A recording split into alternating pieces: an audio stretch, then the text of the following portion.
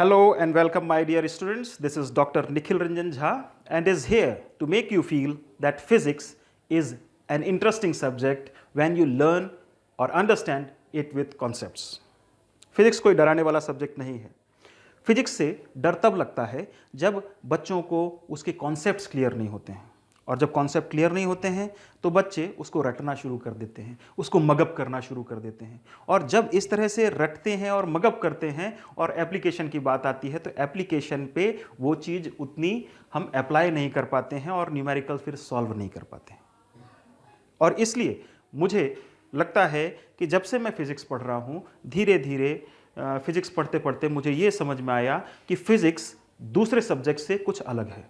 Mathematics को अगर देखें तो मैथमेटिक्स में आपके पास फॉर्मूलाज हैं, बायोलॉजी में आपके पास थ्योरीज हैं जिसको आपको पढ़ना है, रटना है और उसको अप्लाई करना है।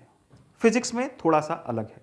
फिज़िक्स में आपको कंसेप्ट समझना पड़ता है, और फिज़िक्स में अगर कंसेप्ट्स आपने अच्छे से समझे हैं तो फिर उससे आप किसी भी तरह का प्रॉब्लम सॉल्व कर सकते हैं, बशर्ते आप उसको सिस्टमैटिक ढंग से समझें। और मुझे यहीं पे ऐसा लगता है कि जहाँ पे कुछ हद तक मैंने अपनी एक्सपर्टाइज डेवलप की है कि फिज़िक्स को किस तरह से समझाया जाए, कि फिज़िक्स को उसके कॉन्सेप्ट समझ करके उन्हीं कॉन्सेप्ट्स में से हम फार्मूलाज किस तरह से निकाल सकते हैं जिसे हम न्यूमेरिकल्स में अप्लाई करके ईजिली सॉल्व कर सकते हैं। मैंने अपनी बीएससी और एमएससी जबलपुर से की है, और बाद में मैंने अपना रिसर्च फिज़िक्स में किया था। मेरा रिसर्च का सब्जेक्ट ल्यूमिनेसेंस था। ल्यूमिनेसेंस जो सब्जेक्ट है, ल्यूमिनेसेंस आज जो भी हम लोग डिस्प्ले चाहे टीवी में देखें, मोबाइल में देखें या डिस्प्ले पैनल में देखें, ये सभी डिस्प्लेस जो हमको दिखते हैं ये ल्यूमिनेसेंस का पार्ट है, और इसमें मैंने अपनी रिसर्च की। और 10th 12th में जब मैं था फिज़िक्स में, जब 10th 12th में मैं था तो फिज़िक्स में मुझे बड़ा डर लगता था, और नो डाउट मेरा माइंड अच्छा था, लेकिन उसको पढ़ने का तरीका मेरा क्लियर नहीं था। और जब मैं उसको पढ़ने की कोशिश करता था, बहुत मेहनत करता था, लेकिन फिर भी जितना मुझे परसेंट मिलना चाहिए उतना परसेंट मैं स्कोर नहीं कर पाता था। और धीरे धीरे जब बीएससी, एमएससी और फिर रिसर्च में आया तो मुझे समझ में आया कि फ़िज़िक्स को समझने के लिए फ़िज़िक्स जैसा ही समझना पड़ेगा। जैसे आइंस्टीन का उदाहरण लें तो आइंस्टीन या दूसरे साइंटिस्ट भी कोई डिस्कवरी करते हैं तो वो एक इक्वेशन दे देते हैं, और इक्वेशन के पहले उनका एक कॉन्सेप्ट होता है, एक हाइपोथेसिस होती है, एक उनकी डिस्कवरी होती है।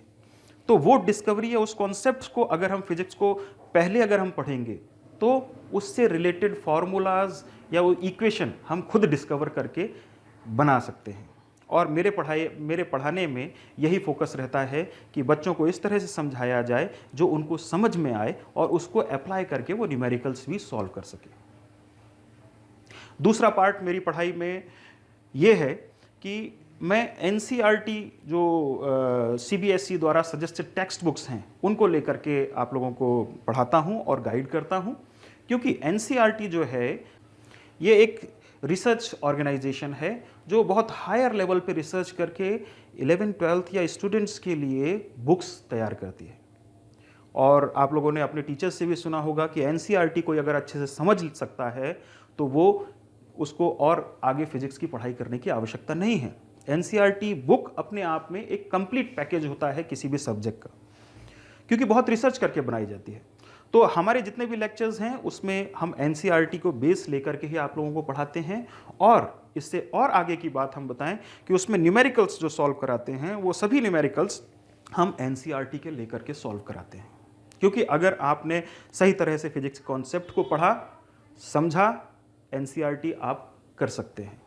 और उसके बाद अगर सही तरह से समझा तो उसके न्यूमेरिकल्स भी जो हैं वो भी आप अटेम्प्ट कर सकते हैं। और जब हमारे आप वीडियोस देखेंगे, हमारे लेक्चर्स आप डाउनलोड करेंगे, उसमें न्यूमेरिकल वाले पार्ट पे जब जाएंगे, थ्योरी जब मैं पढ़ा चुका होऊंगा, उसके बाद जब न्यूमेरिकल आप अटेम्प्ट करेंगे तो आप देखेंगे कि जिस तरह से हमने थ्योरी बताई है उसके हिसाब से न्यूमेरिकल आपको सॉल्व करना कितना ईजी हो जाता है। तो हम आप सभी लोगों को आमंत्रित करते हैं कि आप लोग हमारे यूट्यूब चैनल और हमारे साइट से जुड़ें और अपना फिजिक्स का डर निकालें। And I bet you feel that physics is fun and is very interesting when you learn it with me.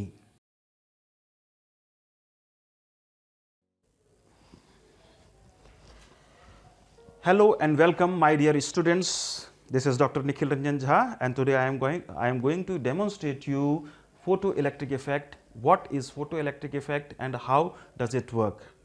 This was the effect discovered by Albert Einstein, and Einstein got Nobel Prize for this. Photoelectric effect जो है ये 12th class के CBSE board का एक dual nature of radiation and matters का topic है। बहुत interesting है और इससे रिलेटेड कंपटीशन में बहुत से क्वेश्चंस पूछे जाते हैं, और इसको अगर हम कॉन्सेप्ट वाइज अगर अच्छे से समझ लिए तो यकीन मानिए न्यूमेरिकल क्या हायर ऑर्डर स्किल के क्वेश्चंस आप हर क्वेश्चंस को सॉल्व कर सकें और बिना रटे। बस आपको यह ध्यान रखना है कि जिस तरह से हम आपको बता रहे हैं इसको उस तरह से समझना है, और अगर आप इसको समझ जाएंगे तो रटने की कोई जरूरत ही नहीं। तो इसमें फोटो इलेक्ट्रिक इफेक्ट देखें तो क्या होता है, ये दो वर्ड से मिलकर बना हुआ है, फोटो और electric. Photo means related to light and electric means related to electron. तो जैसा नाम से समझ में आ रहा है कि फोटो और इलेक्ट्रॉन, लाइट और इलेक्ट्रॉन से रिलेटेड कुछ फिनोमिना है, कुछ होता है जिसको हम लोग बोलते थे फोटो इलेक्ट्रिक इफेक्ट। तो इसमें होता क्या है कि जब कोई लाइट पार्टिकल किसी एक फोटो सेंसिटिव मटेरियल पे इंसिडेंट होता है तो उस फोटो सेंसिटिव मटेरियल से इलेक्ट्रॉन्स को बाहर निकाल लेता है, और इस इफेक्ट को हम लोग बोलते हैं photo electric effect. Photo electric effect को समझने के लिए हम एक फूल से कंपेयर करेंगे। जैसे फूल डाली से बंधा रहता है, डाली से बंधा हुआ है तो फूल को तोड़ने के लिए हमको बाहर से कुछ एनर्जी देनी पड़ेगी। फूल डाली से बंधा हुआ है यानी फूल इज बाइंडेड विथ दैट डाली, तो फूल को तोड़ने के लिए उस बाइंडिंग एनर्जी जिससे फूल बंधा हुआ है उससे ज्यादा एनर्जी देंगे तभी ना फूल उस डाली से टूट करके बाहर आएगा। बिल्कुल ऐसा ही फोटो इलेक्ट्रिक इफेक्ट में भी होता है कि इंसिडेंट लाइट की एनर्जी इतनी एनर्जी होनी चाहिए कि इलेक्ट्रॉन जो फोटो सेंसिटिव मटेरियल से बंधा हुआ है, यानी बाइंडिंग एनर्जी, जिस बाइंडिंग एनर्जी से फोटो सेंसिटिव मटेरियल से बंधा हुआ है उस एनर्जी से ज्यादा की अगर इंसिडेंट लाइट की एनर्जी है तो वो इलेक्ट्रॉन बाहर आ जाएगा। ठीक है ना। अगर इंसिडेंट लाइट की एनर्जी बाइंडिंग एनर्जी के बराबर भी है तो भी वो इलेक्ट्रॉन बाहर नहीं आएगा। जिस अमाउंट पे इंसिडेंट लाइट की एनर्जी ज्यादा होगी उसका एक पार्ट तो चला जाएगा उसकी बाइंडिंग एनर्जी यानी इलेक्ट्रॉन को बाहर लाने के लिए, और दूसरा जो पार्ट एक्सेस एनर्जी जो रहेगी बाइंडिंग एनर्जी से एक्सेस एनर्जी यानी वर्क फंक्शन बोलते हैं उसको, उस वर्क फंक्शन से एक्सेस एनर्जी जो रहती है वो इलेक्ट्रॉन को काइनेटिक एनर्जी देती है, जिसके कारण इलेक्ट्रॉन मोशन में आता है। ठीक है। तो इस तरह से फोटो इलेक्ट्रिक इफेक्ट होता है। अब इसको हम फटाफट देखें कि अगर इसमें डायग्राम में अगर हम देखें तो ये हमने ले लिया एक फोटो सेंसिटिव मटेरियल। ठीक है। फोटो सेंसिटिव मटेरियल कौन सा, are those materials which emits electron when light is fall on those material. ठीक है। तो इसमें फोटो सेंसिटिव मटेरियल में लाइट डालने के लिए यहां पे हमने एक पैसेज दिया है, और ये पूरा फोटो सेंसिटिव मटेरियल जो है एक वैक्यूम चेंबर में रखा हुआ है। ठीक है। तो यहां से जो लाइट इसके ऊपर पड़ रही है ये इंसिडेंट लाइट हो गई, और लाइट की एनर्जी हम कैसे बताते हैं, h न्यू। अब यहां पे फिर से ध्यान दीजिए कि फूल को जब हमको तोड़ना था तो फूल की जो बाइंडिंग एनर्जी थी उससे ज्यादा हमको बाहर से एनर्जी देनी पड़ेगी तब जाके फूल डाली से टूटेगा। बिल्कुल ऐसा ही इलेक्ट्रॉन जो फोटो सेंसिटिव मटेरियल के अंदर है उस इलेक्ट्रॉन को बाहर निकालना है। इलेक्ट्रॉन जो है वो मटेरियल के एटम से बंधा हुआ है तो उसकी बाइंडिंग एनर्जी से ज्यादा हमको बाहर से एनर्जी देनी पड़ेगी, और इसीलिए जो लाइट की एनर्जी जो है ये हम कैसे बताते हैं, E equals to h nu. ये किसके ऊपर डिपेंड करती है, न्यू यानी फ्रीक्वेंसी। तो फ्रीक्वेंसी अगर ज्यादा होगी तभी एनर्जी ज्यादा होगी। तो फ्रीक्वेंसी फोटो इलेक्ट्रिक इफेक्ट के लिए इंसिडेंट लाइट की कम से कम उतनी होनी चाहिए कि उसकी एनर्जी जो है ये इलेक्ट्रॉन के वर्क फंक्शन यानी बाइंडिंग एनर्जी से ज्यादा की एनर्जी होनी चाहिए।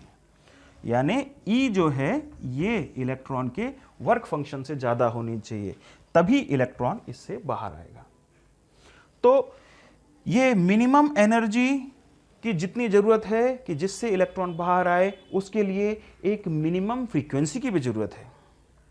उस मिनिमम फ्रीक्वेंसी को जिस फ्रीक्वेंसी से इलेक्ट्रॉन फोटो सेंसिटिव मटेरियल से बाहर निकलना शुरू करता है, उस मिनिमम फ्रीक्वेंसी को हम लोग बोलते हैं थ्रेशोल्ड फ्रीक्वेंसी। और उस थ्रेशोल्ड फ्रीक्वेंसी से कितनी भी हायर फ्रीक्वेंसी पे चले जाएंगे फोटो इलेक्ट्रिक इफेक्ट हमको मिलेगा। लेकिन उस मिनिमम फ्रीक्वेंसी से कम फ्रीक्वेंसी पे अगर हम इंसिडेंट लाइट को रखेंगे तो उस मटेरियल में फोटो इलेक्ट्रिक इफेक्ट नहीं दिखेगा। ठीक है ना। अब जो वर्क फंक्शन से ज्यादा एनर्जी जो थी, जो E है, हमने यहां पे बताया कि E is greater than work function, यानी बाइंडिंग इलेक्ट्रॉन की बाइंडिंग एनर्जी से ज्यादा है।